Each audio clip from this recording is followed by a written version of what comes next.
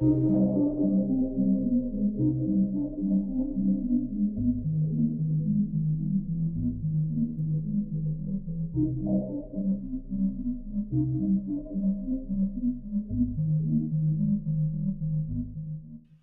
ghosties. You're listening to Not My Ghost. Not my problem. I'm Kelly. And I'm Jen. Whether you're a skeptic, a true believer, or somewhere in between, join us for a journey into the unknown. Because remember, when it comes to the paranormal, it may not be our problem, but it's certainly someone's problem.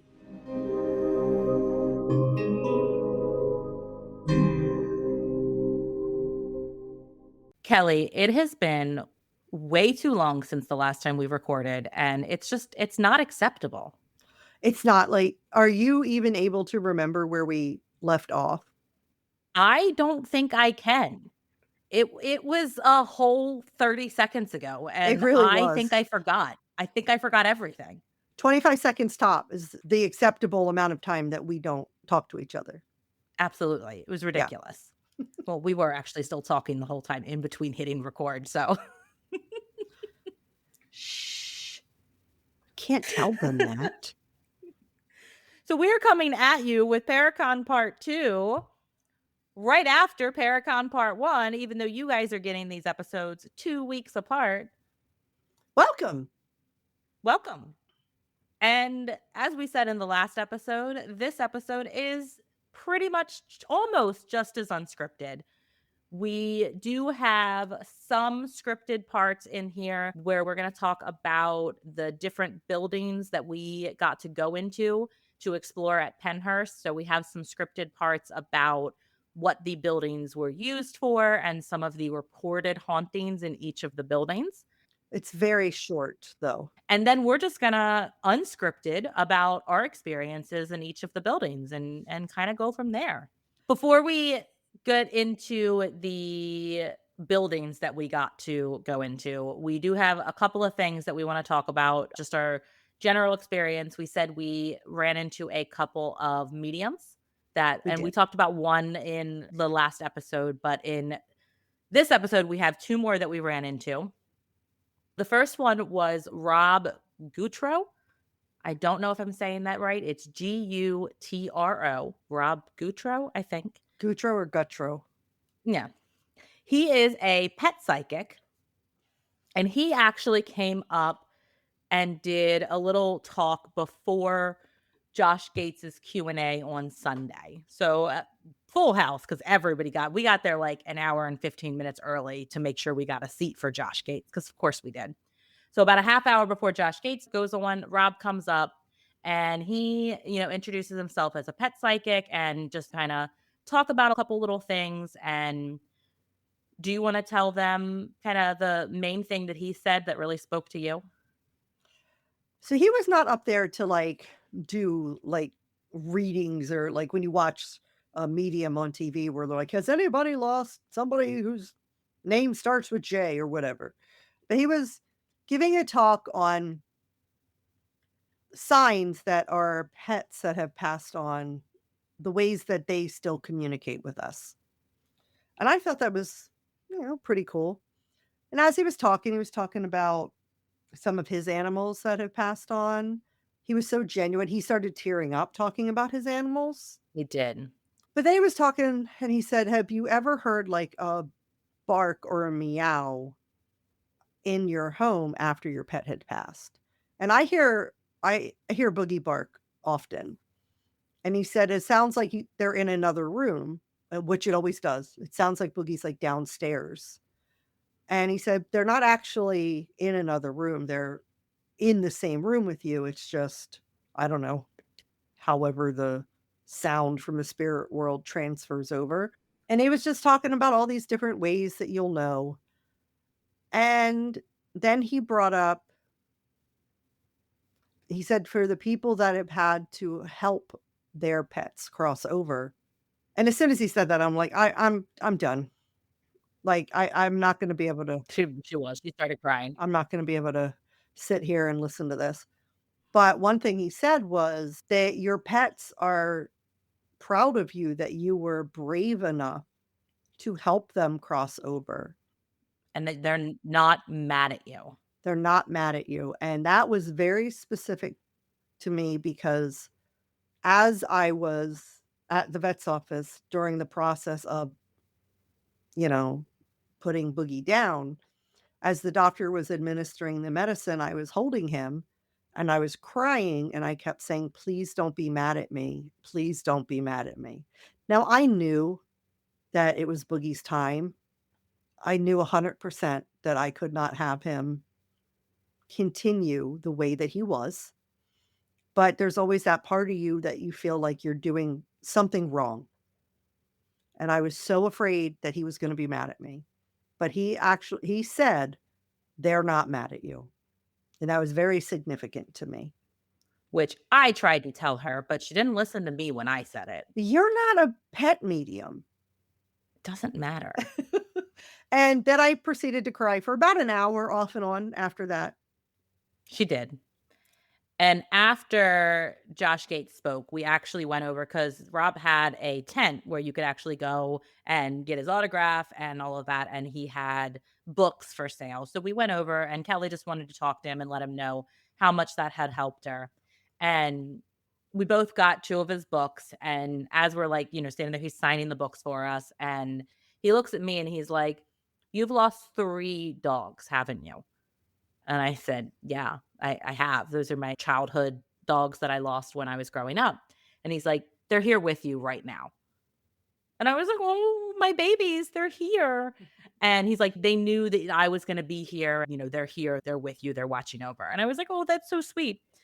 And after we like walked away, Kelly was like, "Well, I was kind of sad he didn't say that Boogie was here because, the other psychic the day before said that Boogie was with me." And I was like, "Well, let's be real, Kelly. You met Abby. If my dog Abby is here, she scared Boogie away because Abby, I love you, but you were kind of a bitch." Right, and Boogie was very he would not he would be like, "Nah, that's too much bitching for me, I'm out." Abby had 2 back surgeries, so she wasn't the friendliest, especially with other dogs. And, she had her dog, her Amber initially, and then Bella after Amber had passed away. Bella is still alive. And those that was it. Eve Ellie, she tolerated. My dog Ellie, she tolerated her, but she wasn't really a big fan of her. So Right. I just thought that was super cool. And then we went and actually we both had a reading done with this person named Stacy Lee. And Stacy did not advertise herself as a medium. She said that she kinda said that she is, but she doesn't really advertise it, especially in a place like that where there's so many spirits around. She doesn't really open herself up fully to see and hear things. She kinda just did a lot of, like, she did a tarot pool and did a lot of intuition, and she was very open and upfront from the beginning that that's the kind of reading you were gonna get from her, which I did think was really cool and nice that she kinda did that from the beginning. Yeah. We both did a reading, and do you wanna tell them about your reading, Kelly? I don't really remember my reading, Jen. Okay. So for Kelly's reading, Kelly kind of felt like some things were accurate, whereas some things were kind of generalized, which, if you guys read tarot cards, that's kind of what it is. A lot of generalized stuff. One of the things that she did say, and I've heard other psychics or people say this, is that if you're with someone else, if there's other people around, sometimes that other person's energy gets kind of pulled into the reading, and some of the reading is more for the other person rather than the person that's actually being read. And I Yeah. thought that some of the stuff at the end was definitely more geared towards Jen Yeah, the than high me. priestess card came out, and then I was like and she said something to you about it, Kelly, I don't remember, and you were like, "No, that doesn't really fit." And then she kinda turned to me, and I was like, and I pulled up my sleeve, and I showed my triple goddess tattoo, and I'm like, "Yeah, that fits." Yeah. She did say that the giggle that we thought that we both heard That's when right. we were recording a while back could be your inner child manifesting, and we kind of always contributed that to your doll Ellen, and she's kinda saying, "No, I was feeling more it was like your inner child manifesting," and She to kinda called work it with that.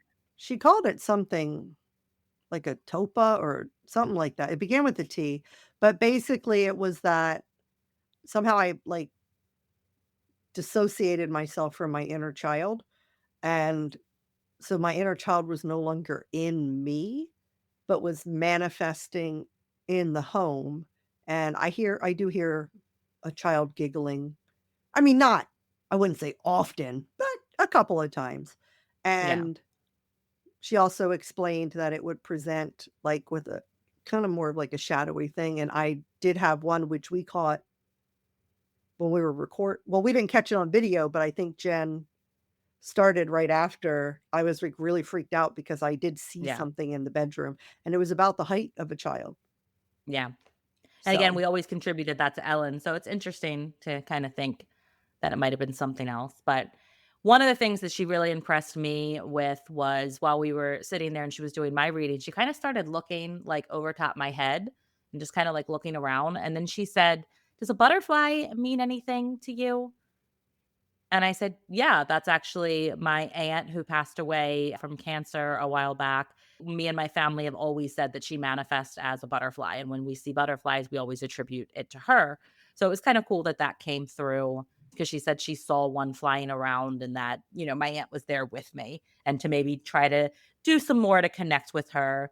She also picked up on the fact that I wanted to and have been trying to connect with my spirit guides and gave me some advice on some different things I could do to try to make that connection. Because 'cause I've tried meditation and all of that, and it hasn't really helped, but we did possibly talk. She does do a podcast. We talked about possibly doing a collab in the future. We think that would be super cool. yeah, she was So great. stay tuned. Yeah, we loved her. I forgot that when she was talking about the inner child and she used whatever word it was that I think started with the T, she also referred to it as an elemental. Yeah, I wanna learn more about that because we kind of ran into that a little bit with the old jail investigation, and I'd love to maybe do an episode on them one time to I dig a little bit always deeper. I always thought the elementals were, like, evil. I don't know. I guess not. I think element this is the association that I make in my brain. I think elemental and then I think elements. So to me, it's a positive thing. I have no idea if that association is correct. That is just the association that my brain makes. Well, if it's elements, I mean, my inner child's probably like radium or something. I was more so thinking of like air and earth and Uh, fire, water, those elements. okay. But anyway, we're going to go into just a brief introduction and summary of Pennhurst before we get into some of these buildings. So, Pennhurst is nestled in the quiet town of Spring City, Pennsylvania, and it is called the Pennhurst State School and Hospital, often simply referred to as Pennhurst. And it has become one of the most infamous institutions in American history. Originally established in 1908 as the Eastern Pennsylvania State Institution for the Feeble Minded and Epileptic, RUDE, Pennhurst was intended to be a progressive facility, intended, sure, offering care, education, and vocational training for individuals with intellectual and developmental disabilities. However, what began as a seemingly noble endeavor quickly spiraled into decades of overcrowding, abuse, neglect, and systemic mistreatment. By the 1960s and 70s, Pennhurst had become a symbol of the broken mental health system in the United States. Investigative reports and lawsuits exposed horrifying conditions, residents left in filth, denied basic care, and subjected to inhumane treatment. The resulting public outrage helped spark nationwide reforms in disability rights and institutional care. Pennhurst officially closed its doors in 1987, but its dark legacy lingers. And now 1987 was not that long ago, y'all. No, I was in 7th grade. I wasn't born yet, but Yeah. S still 6th or 7th, depending did you say what month? I didn't. Okay, so depending on what month, I would have been in 6th or 7th grade. Yeah, I wasn't born. My brother was, but I wasn't. Yeah. But today, the abandoned buildings and underground tunnels of Pennhurst are known not only for their historical significance, but also for their alleged hauntings. The site has become a hotspot for paranormal investigators, ghost hunters, and thrill seekers who report ghostly apparitions, disembodied voices, and inexplicable physical sensations. Yeah, we had some of those. Yes, we did. Whether viewed as a haunted location or a chilling reminder of how society once treated its most vulnerable members, Pennhurst remains a powerful and haunting piece of American history. Yeah, it's so cool to like, I've watched paranormal shows for years and years and years, Yeah, and I've seen people at Pennhurst, and it's just really awesome to be there and, like, I remember this building, and yeah. like, the things that you've seen on TV. I want to go back now and rewatch some of the episodes of things that they did at Pennhurst now that I've actually been in some of these rooms Yeah, that some of this shit took place in because it's wild, guys. it is. Do you want to start off with the first building? Sure. We're gonna start with the Philadelphia Building. The Philadelphia Building was part of the lower campus and served as one of the primary residential and administrative structures. It housed patients and staff contributing to the daily operations of the institution. Visitors and investigators have reported hearing loud sounds and disembodied voices emanating from within the walls. In one instance, investigators surrounded the building and entered via the tunnel system after hearing these noises, only to find that it was completely empty with no sign of intruders or explanations for the sounds.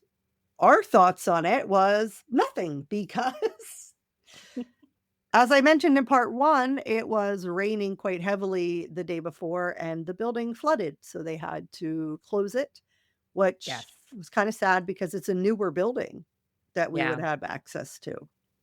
Yeah. So we didn't get to go into it, unfortunately, but we did get to go into the Devon building. Now, the Devon building was one of the largest residential structures on the Pennhurst campus. It was designed to house hundreds of patients, many who required intensive care or isolation. It is known for its overcrowded and understaffed conditions, and Devon became a symbol of the institution's darker legacy. The building was often associated with severe neglect and mistreatment. Now, the Devon building is considered to be one of the most paranormally active locations on the grounds, which I feel like I say that about most of the buildings, but Yeah, they're all active. Rep- they are. Reports include sudden temperature drops, unexplained bangs, and dragging noises echoing through the halls, and feelings of intense dread. Disembodied voices have been captured on audio recordings, often calling out names or crying. Shadow figures are frequently seen darting past doorways or lingering at the end of the corridors. Some visitors report being physically touched or feeling an oppressive presence pressing down on their chest, especially in the former seclusion rooms.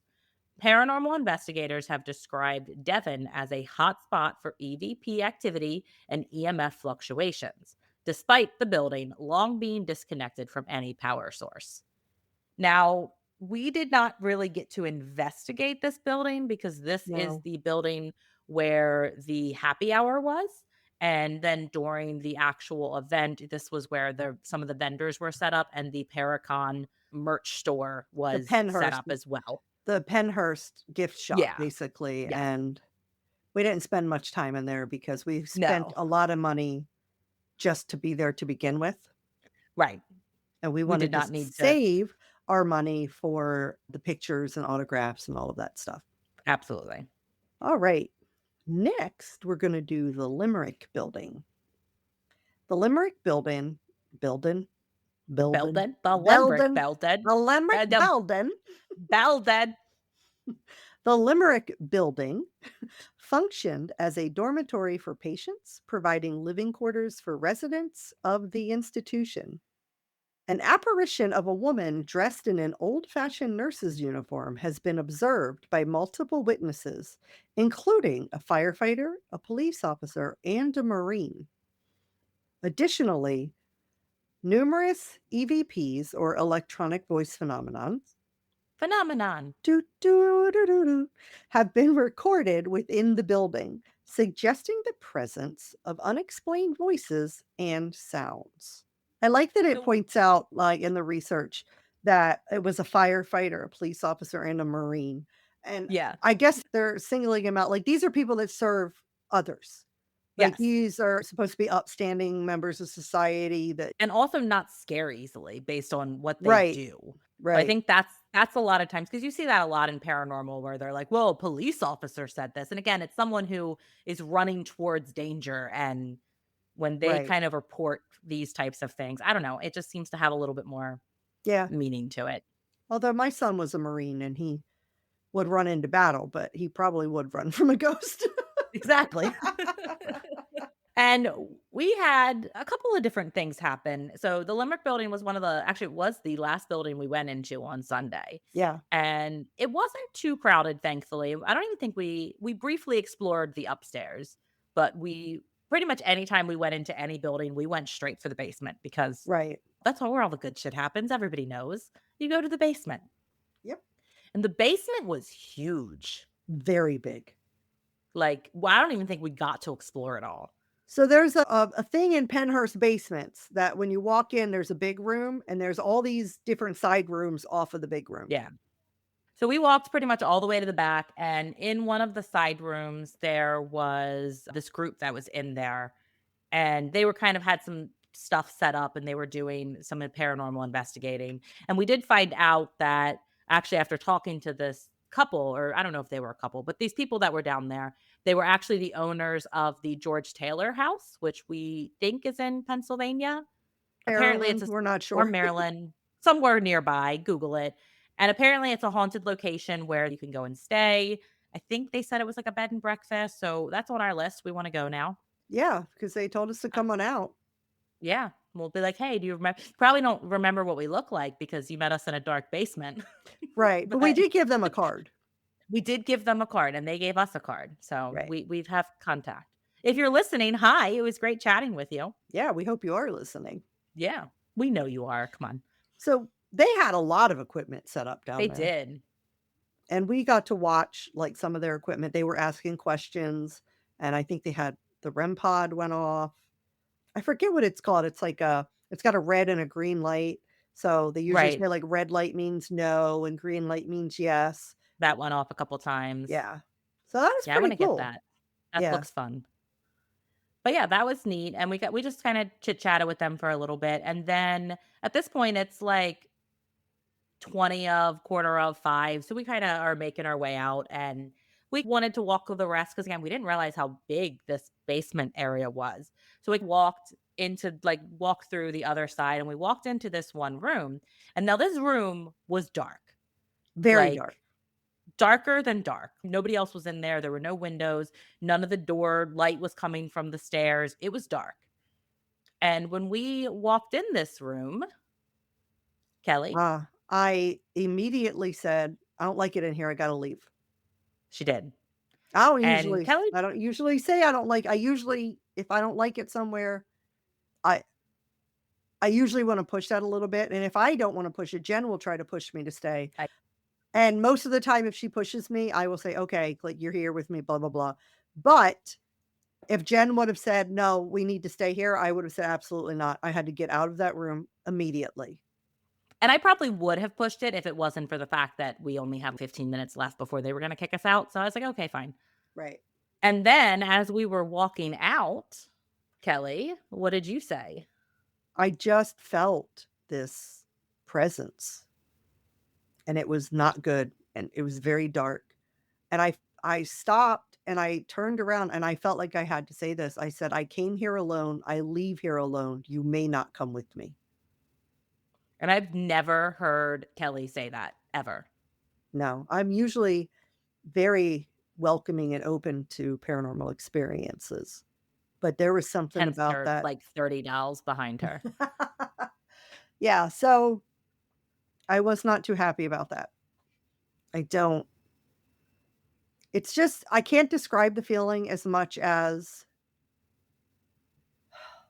when you know, you all know when, like, you sense danger or maybe you hear a noise that is out of place or and your all of your senses get heightened. You get, like, goosebumps and, like, your heart starts racing, it's kinda panicky, and then I kept coughing. I kept Yeah. coughing when we were walking out. That Yeah, also could have been because you touched the tree. that's true. But I was that the day I touched the tree? Yeah, That it was, like, was. a long time before that, though. Not that long before. 'Cause Hour or we so. kinda talked to that guy twice. We saw him a Maybe 2 little bit hours. earlier, yeah, That's true, like 2 but hours. I was coughing because I touched the tree, but then I stopped coughing. But it just felt like maybe it was just because of the feelings of everything else.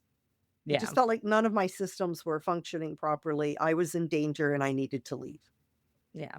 And for anyone questioning why Kelly decided to randomly touch a tree, the first psychic we talked to said that she needs to be in nature and experience nature a little bit more. So as we were standing there talking to the skeptic guy we talked about in the last episode, she was like, she saw that tree and she just went up there and said, I was told to touch a tree. So she put her hand on the tree.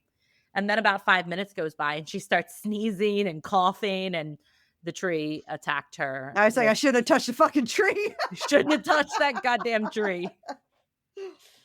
Yeah, I didn't like that. And I told it couldn't come with me. And it may have anyway. Yeah, because you've had some nightmares.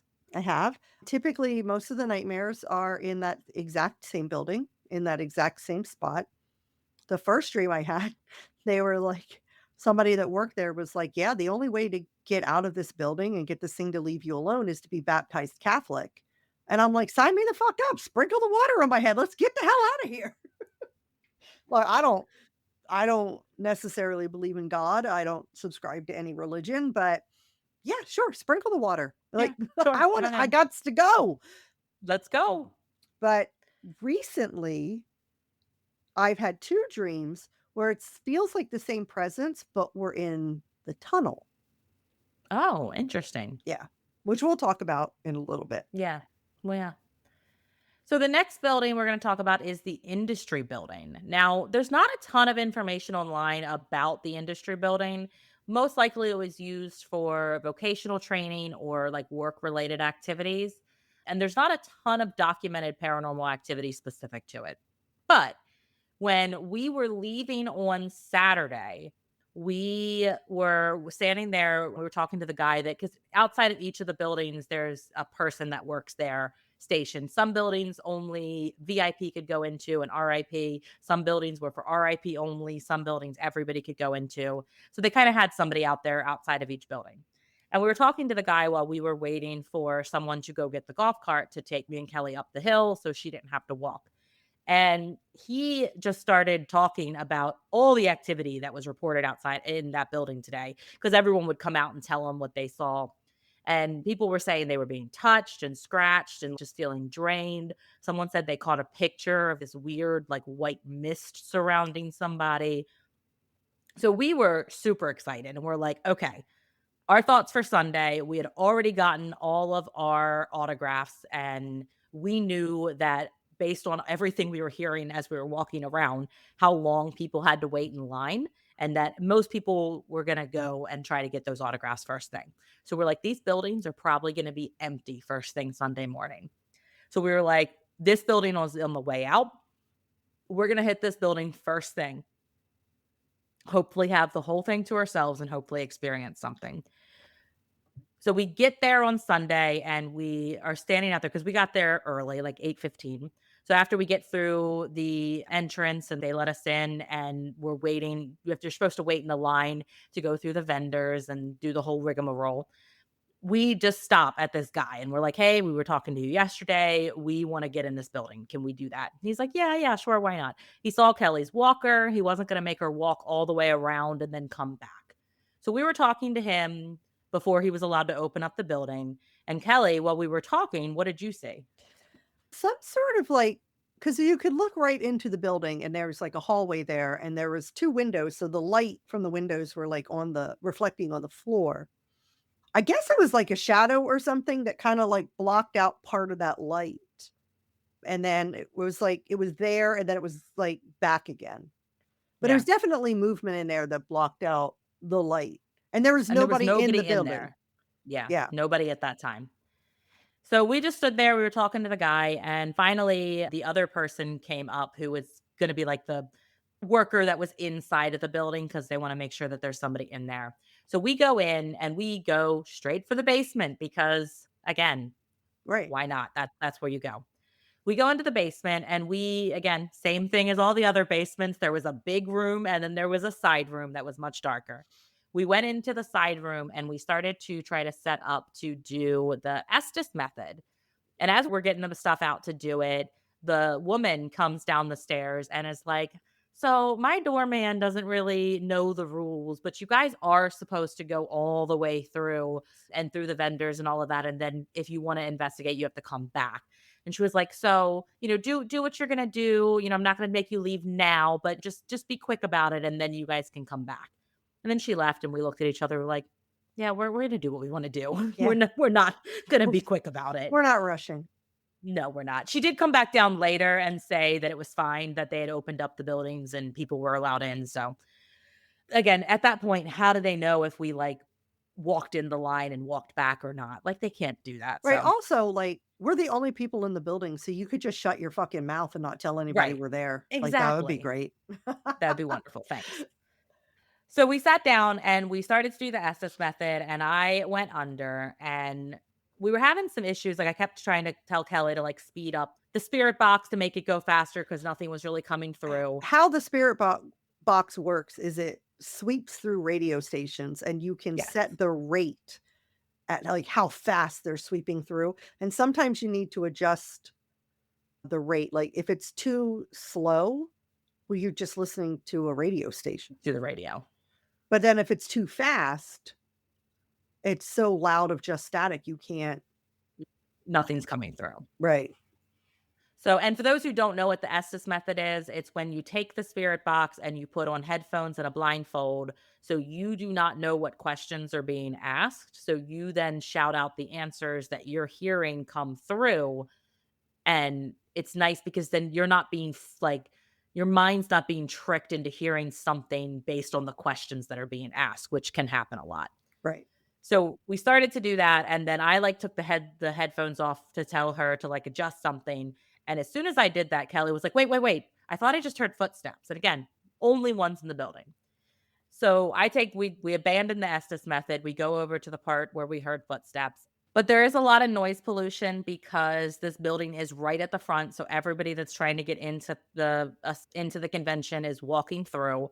They also had windows that were, like, covered with, like, this plastic material, so as the wind blew, that was making a bunch of noise. So there was just a lot that was kind of going against us, a lot of noise pollution, so we didn't really get much else in that building. No. So we decided we were gonna move on. We did. The next we're gonna talk about is the Quaker Building.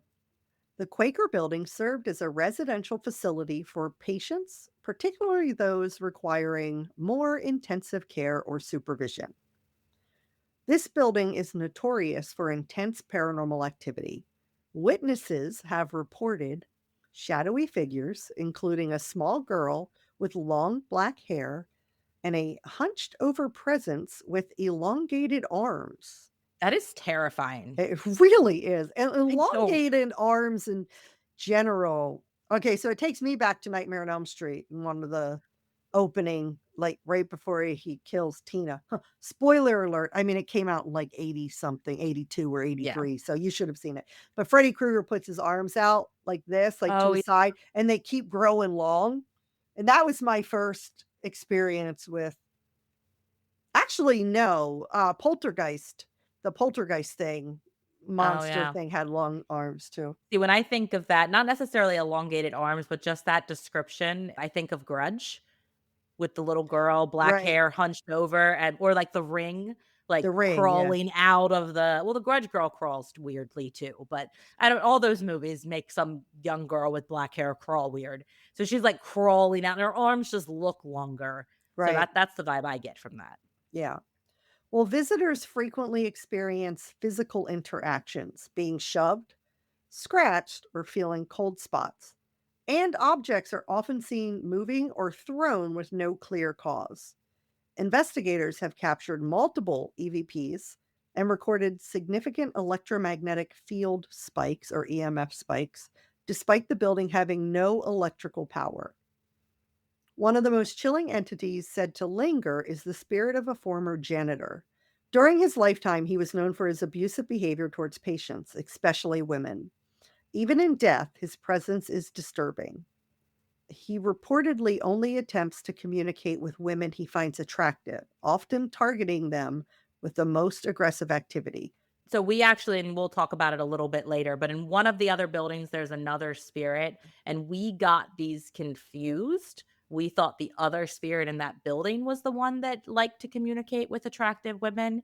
And we have a funny story about that. And the spirit played ball. So Right, it was funny either way. it was still funny.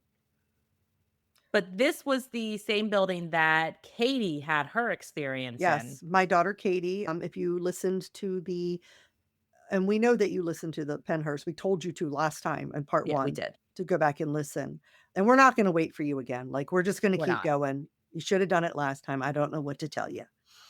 Anyway, my daughter had seen a figure of that looked like a man standing in the doorway to one of the side rooms because, again, they all had side rooms, and he turned around and walked away. She ran over to the door because she thought it was weird he was looking at a completely dark room with no, like, flashlight, and when she ran over there with her flashlight, there was nobody else in the basement. Yeah. Yeah. Nobody. And when we went in this building, we went upstairs first, and we were kinda walking around. Now, it was a very crowded area. It was during the day when everybody else was there, so very crowded, and we were getting a lot of EMF hits and a lot of, you know, just it could be phones, it could be other electronics, so we were kinda taking all of that with a grain of salt. But we did go into 2 separate rooms where Kelly and I both got really heavy feelings as we walked in. The first room was just some kind of bathroom, and we sat down and we put the EMF meter down, and we were getting some hits that kind of responded to some questions, but again, could have been phones, could have been a lot of different things. The second room Oh, that we went in. this is this is the building with the guy, isn't it, that we didn't like? Yes. The guy that Yes. kept, like, kinda following us around? Yeah. So we were in the second room, and this room was just a room, probably a patient room. And we had this little balloon light, which basically is this little light. And if you screw it off in the right area, if you touch it, it lights up. But if you don't touch it, it doesn't. So it can be used to communicate. And we also had the EMF meter. So we were using those two things to go back and forth. And then at one point, Kelly got out the spirit box and turned that on. And right after she asked a question, she heard, "Be quiet," which is fantastic that a spirit is finally telling Kelly to shut the fuck up instead of always telling me to shut the fuck up, because usually it's me. If you listen to our old jail episode, you Mhm. will know that whole weekend there was an entity that just wanted Jen to shut the fuck up, Yeah. It just kept telling me to be quiet. and not you, only him. Only him. As we were doing this little investigation, this guy walked in the room, and this guy, he walked in the first room too while we were investigating, and he was super impressed with the EMF meter lighting up. And again, Kelly and I are like, "Yeah, it's could be, could not be. We're not sure." And Right. this guy, what did his shirt say? Smells like slut in here. Oh god. So we immediately just got like bad vibes from this guy. Like we were I not a fan. got bad vibes before I realized what his shirt said. Yeah. He looked weird, and then we read his shirt and we were like, "Yeah, okay, now it makes sense." I don't know if he looked Um weird, it just well, I mean, we got yeah, weird vibes from him. that's what I meant. Like, Yeah. he didn't look, there wasn't anything wrong with the way he looked. So the guy just, yeah, like I said, gave us some weird vibes. We weren't a fan, and he was just really following us around and really amazed by the investigating that we were doing. So I just, it's like I said, didn't really get good feelings from him. Nope, not at all. But then we went into the basement, and same thing as all the other basements. There's a big room and then there's a side room. So we go right to that side room. That is where Katie had her experience. And this side room is very dark, except for the doorway where there's a little bit of light. The rest of it is just pitch black. Right. So we go in, and Kelly sits down on her walker, and I set the EMF meter down. And there's a lot of people there at this time, but it is starting to thin out because it is close to the end of the day on Saturday.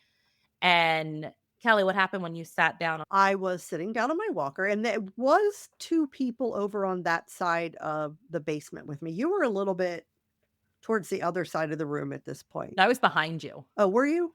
Yeah, but I was Okay, I but was a couple there I were was 2 further other back. people. Yeah, there were Yes. 2 other people there, and I felt someone touch my face, like the side of my face near my temple, and I went, "Oh," 'cause it I don't know, I felt someone touch me. I turned my head, I thought that I don't know, I leaned my head bumped into someone or somebody was, like, talking with their hands and their hand came and hit me in the face, but there's nobody directly next to me at all. Yeah. So it started to clear out, and once we had that room to ourselves, we walked over to the other side of that room where there was a chair because I've been on my feet all day, lugging Kelly's walker up and down all the stairs. Again, real trooper. Was a trooper. So I wanted to sit for a minute. So I I went. did I did offer her to sit down on my walker seat some You when I did. could You did. stand. Yes. But I wanted to sit. So we went over to this chair and we sat down. And we're sitting there, and I saw out of the corner of my eye, like, something move, and again, we're the only ones in this room at this time, and I don't really say anything, I just glance over that way, and then I'm just, like, getting a weird vibe from the right of me, and I say something to Kelly, and I'm like, "Yeah, I'm just there's a vibe over here, it's strange, I'm not sure what's going on," and Kelly said, "It's funny that you said that because I thought I just saw a shadow move," and I was like, "It's funny that you say that because I also thought I saw a shadow move," so it was cool that we both saw the same thing. So we were just sitting there. Kelly kept thinking she kept seeing stuff, but again, this room is so dark. It is hard to tell. And this was at this point, it's quarter of 5. They're gonna kick us out of the building any second. So we get up and start to walk out. And as we're walking out, 2 other people walked in and went over to the other side of the room. And Kelly is on her walker. And at this point, she's booking. I don't know. She's thinking about the cigar that we're gonna have when we go home. I don't know what's going on in her head, but she is like booking. And I'm walking, still like vibing in the place. And suddenly I feel a hand brush against my ankle to the point where like I stopped and thought I ran into a spider web or something, but I wasn't near anything that a web could have been on. And I like looked around with my flashlight. There was nothing on the floor. I like touched my ankle thinking something was there. Nothing on the floor. Nothing that could have touched me. And again, Kelly's at this point already out of the room. And I'm like, Kelly. And I like run up to her. I'm like, Kelly, Kelly. She's like, what? And I'm like, something just touched my ankle. And I was really sad at this point that we had to leave because I just wanted to go sit back in that room because obviously something didn't want me to leave. Right. It probably thought I smelled good. Probably. Everything else did. Exactly. So that was pretty much the Quaker building. Yes. Next, we went into the Tinicum building. Now, the Tinicum building was part of the lower campus and it served as additional residential or support space for patients. Investigators have captured multiple EVPs in the Tinicum building, and there are also reports of individuals feeling their legs being touched by unseen entities. Well, that happened in Quaker for me, suggesting a presence that interacts physically with visitors. Yeah. Now, And, our thoughts go ahead. of this building, prepare yourself, guys. Really It's prepare yeah, yourself. you're not gonna believe this. You're not going to believe it. It was very Wet. wet. Very wet. I'm surprised they did not close this building for flooding. Me too. Mhm. It was like you sloshing through puddles. Yeah, sloshing. We did not spend very much time in there because I did not want to get my shoes all wet, but Right. it was very wet and very crowded when we went in. It really was. All right, now we're gonna talk about the tunnels. There's many tunnels that connect all of the buildings throughout the property, but we had access to the Rockwell Tunnel. I did not have access to this tunnel last year. The Pennhurst campus features a network of underground tunnels connecting various buildings, and these tunnels facilitated the movement of patients, staff, and supplies while minimizing exposure to the elements and maintaining security. Paranormal investigators have reported hearing unexplained sounds within the tunnels, such as disembodied voices and footsteps. In one account, Investigators heard a dog barking in the tunnels, despite no known presence of a dog on the premises. The tunnels are often described as eerie and unsettling, contributing to the overall haunted atmosphere of the Pennhurst campus. Yeah. Now, I was a little disappointed. I thought we were gonna have more tunnel access. I felt like we didn't get a ton, and they were really fucking crowded when we There went into were them. 1,000 firefighters in that. There were 1,000 firefighters. If you don't get that reference, I'm sorry. Yeah, If you do get that reference, comment below and let us know. yeah. When we went into the tunnels, you could go left or right, and before we even got into the actual tunnel, I was like, I feel like we have to go left," which was we did, but it was just a It was dead a dead end. end. I mean, there was a little bit of space there, but not much at all. Not But we sat much. down. It And was very lit up in that area too. They did have some it lights was. by the doorway. I Yeah. at first thought it was very dark down there, but I just had forgotten to take my sunglasses off and put my regular glasses on. Yeah. She's like, "Why is it so dark?" And I'm like, "Kelly, it's literally the brightest part of the tunnel. I don't know what the fuck you're talking about." Yeah. While sitting there, I kept hearing the word ball, and I don't know why. Like, in her head, not out loud. Yeah, in my head. There At wasn't, one like, just point some child down there screaming, "Ball, ball, ball."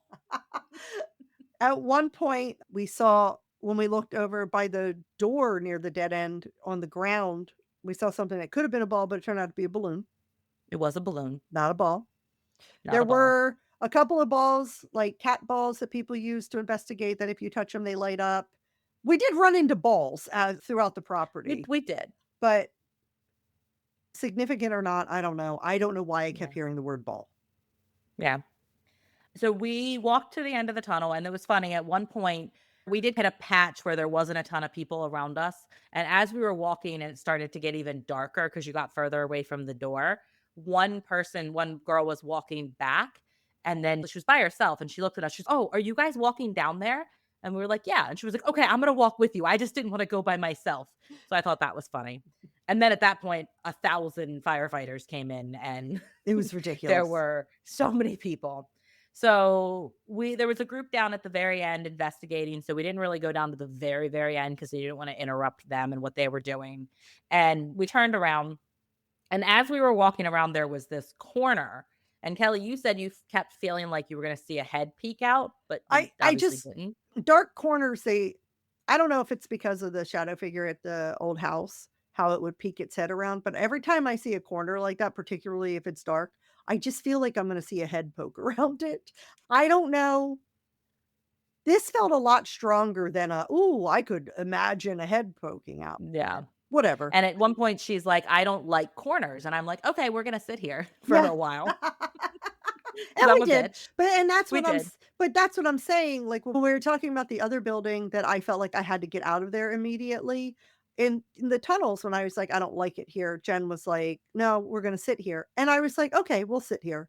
Like, I Yeah. if she pushes me 99.9% of the time, I'm like, "Alright, let's do it."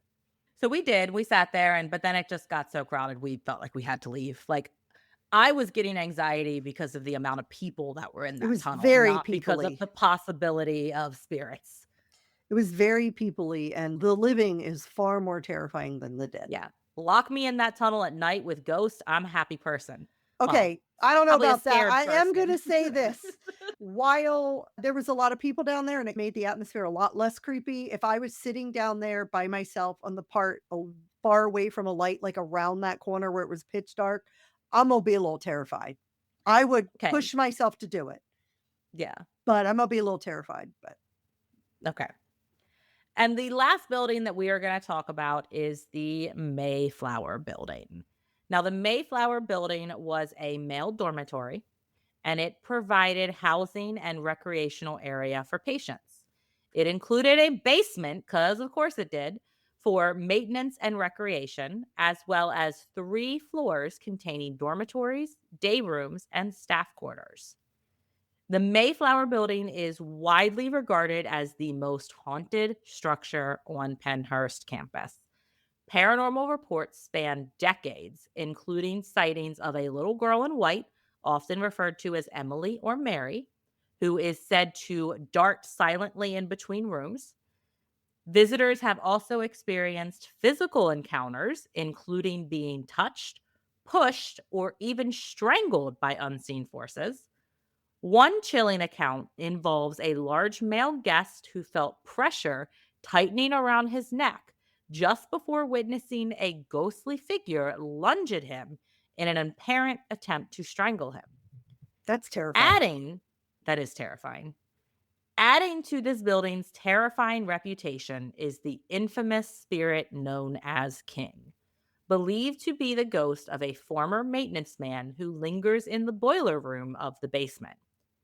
Known for his aggressive behavior, King has been blamed for instances of choking, scratching, and the overwhelming scent of cigar smoke that fills the air without explanation. Paranormal teams often leave cigarettes as offerings to appease him, though his presence remains one of the most feared at Pennhurst. Now, this was the spirit we were talking about earlier that we got confused with the janitor from the Quaker building because we thought King was the spirit that liked pretty girls. And we'll tell you why in a second. But before we get to that, we had our EMF reader and we set it on, they had one of the adult crib cages. That's about the only way I can describe it, a crib Yeah. cage in the basement. And we set the EMF meter up on that. And Kelly was sitting down there. She sat on her walker, and I was walking around with my video camera recording. There were some toys on a table. I was recording that. And Kelly was asking some questions. There were a few hits on the EMF. And at this point, I don't think there was really anybody else in the room, maybe like one other person, but it was pretty empty. Yeah. I walked back over to where the EMF meter was, and Kelly had just asked, if you want us to leave, make it go all the way to red. And if you don't know what EMF, it starts off at green if there's no electromagnetic fields. And as electromagnetic fields disturb it, it can go to yellow, orange, and then red. Right. So it went all the way to red. I knew that I had just walked over with my camera, so I was like, it's possible my camera could have interfered with it. So I turned off the camera. We asked what, because at this point, it was still, even with the camera off, it was still all the way at red and it was blinking back and forth to red. We asked it to step away from the EMF and let it go back to green. After a couple of seconds, it did. So then Kelly said, just to confirm, if you want us to leave, light it up to red again. And before Kelly even got the sentence out of her mouth, it immediately went back to red. Immediately. Immediately. And So we stayed left. there. It did stay there. So we left and we explored the rest of the basement, but there wasn't really much else happening. I did find the spot that Tanner sat in on Project Fear when he was in the basement of the Mayflower building, and You I was did. like, Tanner's butt was right here. Yeah. My future husband. That was fun. Absolutely. Yeah. And Kelly got stuck talking. Well, we both got stuck talking to one of the workers there who was the sweetest, nicest person, but we wanted to investigate, not talk. So Kelly's talking to this woman and who's just talking about the place. And And Jen just walks away. I just walked away. So, I'm sitting there and listen, people talk to me all the time, and my husband is always like, "Why do you sit there and just listen? Why do you entertain it?" And I guess my thought process has always been, I don't know what these people are going through. Maybe they Yeah. just need somebody to listen to them or acknowledge that they are a person and exist in this world. I have a very hard time when somebody starts talking to me like that, of kind of exiting from that situation. So Yeah. very gently, I eventually got myself away by saying, "Hey, Jen, I wanted to show you something." Yes. So at this point, we didn't really feel anything else in the rest of the basement. So we went back in that other room. Right. And we set the EMF meter back up and we asked if we were talking to King. And at this point, there was a little hit, didn't go all the way to red, but it was going to yellow and orange. And again, at this point, we thought King was the spirit who liked to pick on or interact with pretty girls. So we asked if King thought we were pretty. Nothing. Just sat there at green.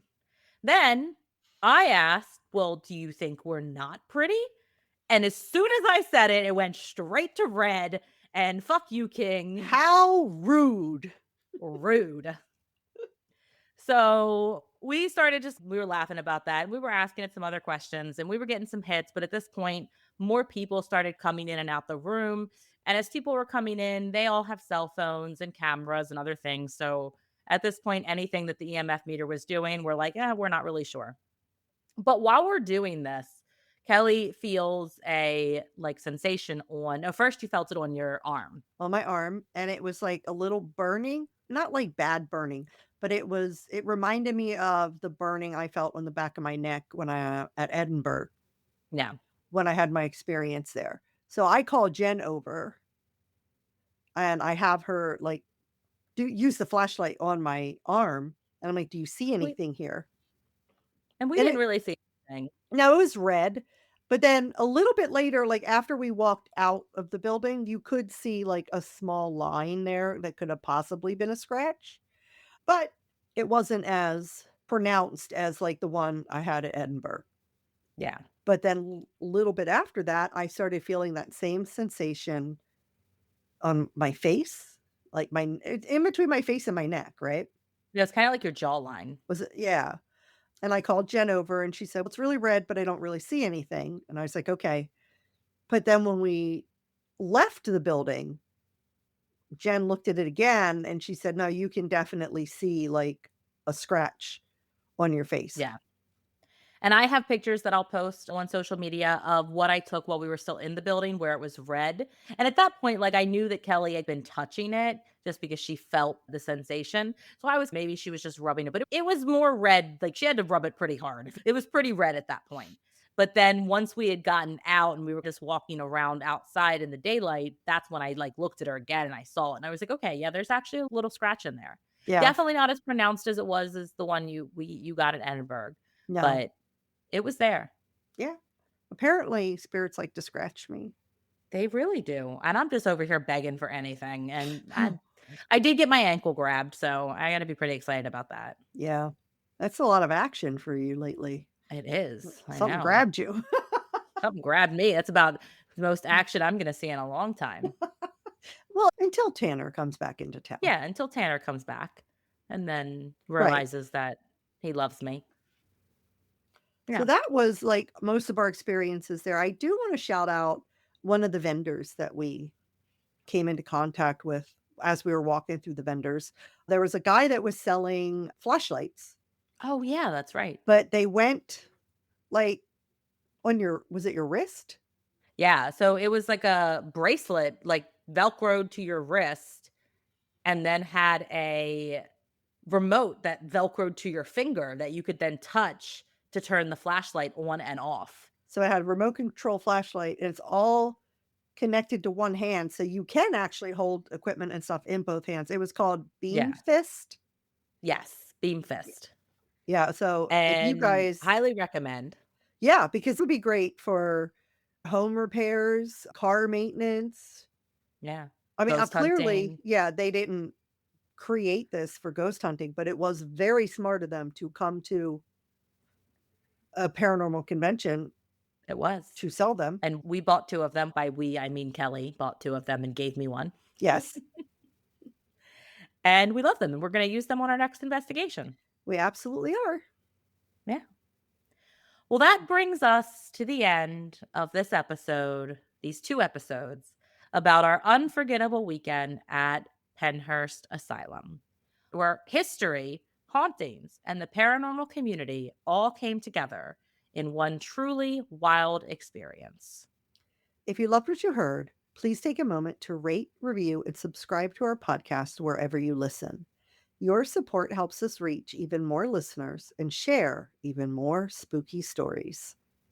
And don't forget to follow us on Instagram at Not My Ghost Podcast and on Facebook at Not My Ghost, Not My Problem. We will post the pictures of some of the buildings that we took pictures of to just give you general idea of where we were.